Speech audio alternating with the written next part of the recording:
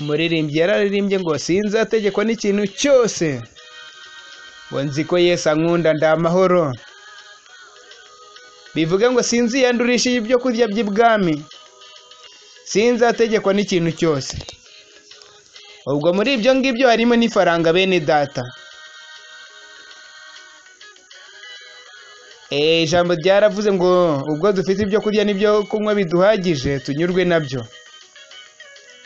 Muraje mwumve story y'uyu musore utangaje wahisemo gushakana n'umukecuru rukukuri. Ahangaha mwe kabyara mu rukundo rubaho, ariko wibuke ko utari wowe ngo wigenge nshuti y'Imana. Uyu muramya ati sindi uwanjye ngo nigenge, Yesu yakoze imirimo ndi amahoro.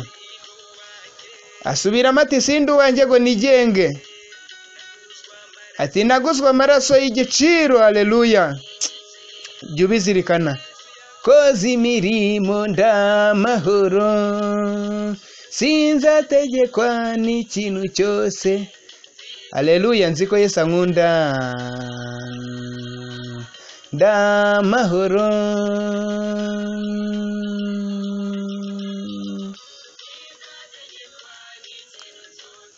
Ku mbuga nkoranyambaga hakaba hagaragaye umusore w'imyaka 24, akaba na wundi ari uwitwa Kura MC Kain, akaba yarakundanye n'umukecuru witwa Sheri MC Gregor w'imyaka 60 cyangwa isirenga y'amavuko, bikava ko yamukurikiye amafaranga.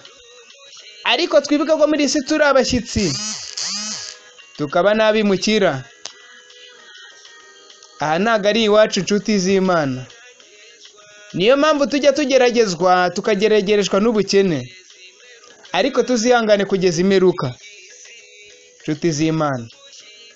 Uyu musore rero akaba ari uwo muri Georgia muri Leta Zunze Ubumwe za Amerika.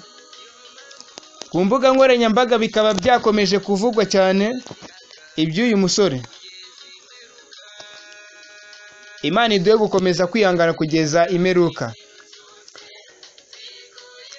Hakaba hagaragaye amashusho ku mbuga nkoranyambaga, hari abakomeje kuvuga ko yaba yasezeranye kubana karamata n'uyu mukecuru.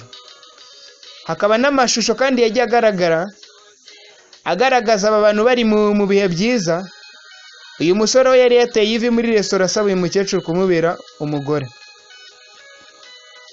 Uyu mukecuru bita Sheri Mark Gregory akaba atigeze azuyaza ubwo yasabwaga urukundo n'uyu musore, akaba yarisaba ngo yego ngo ndagukunda, ninca mu mazi nazantembana.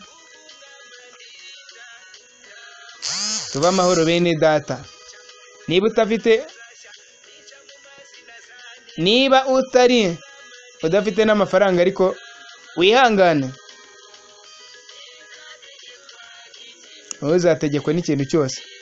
Hanyuma rero nyuma yuko uyu mukecuru amaze kuvuga ngo ndagukunda, amakuru akavuga ko uyu Sheri Gregor akaba amurusha imyaka 37 mu kinyamakuru bita Rise News.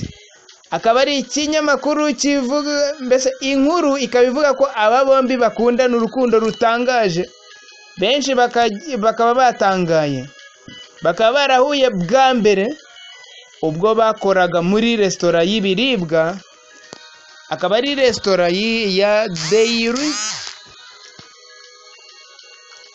akaba ari restaurant y'ibiribwa yitwa Dairy Queen mu mwaka wa 2012 iri muri Georgia.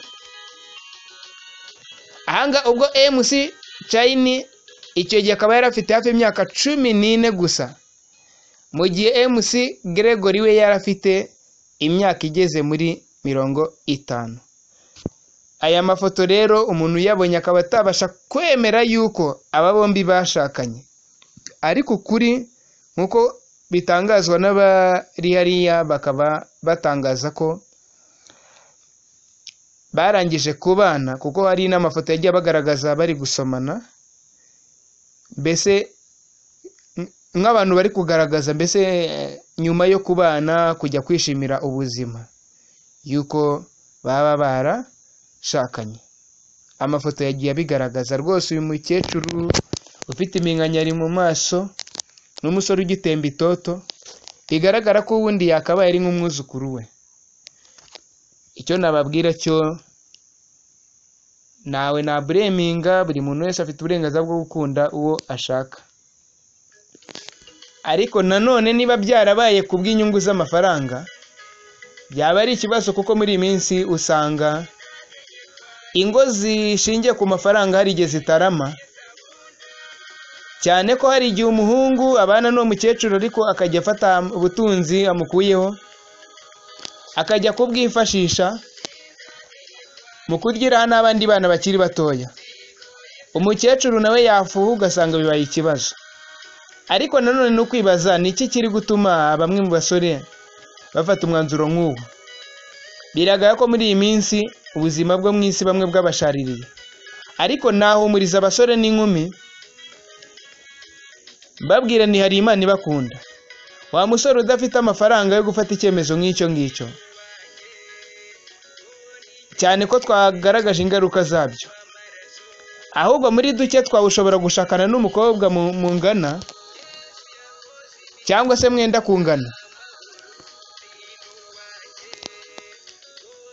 Imana yo mu ijuru ikagenda iba ubushobozi buhoro buhoro, cyane ngo hagume ubuzima ibintu nibishakwa. Ntago negeka umuntu, nabivuze niba ari urukundo ubyiyumvamo ko muzabana karamata utamukurikiye imitungo sava, ariko mu gihe ari imitungo nshuti y'Imana, Jezi iri kuwa ndevu kabisa. Imana ibagiriye neza, ndabakunda cyane. Ningiye mwumva Bededo mu Frodwari, ndabakunda cyane. Babwira ni muzategekwa n'ikintu cyose, Yesu arabakunda, mube amahoro.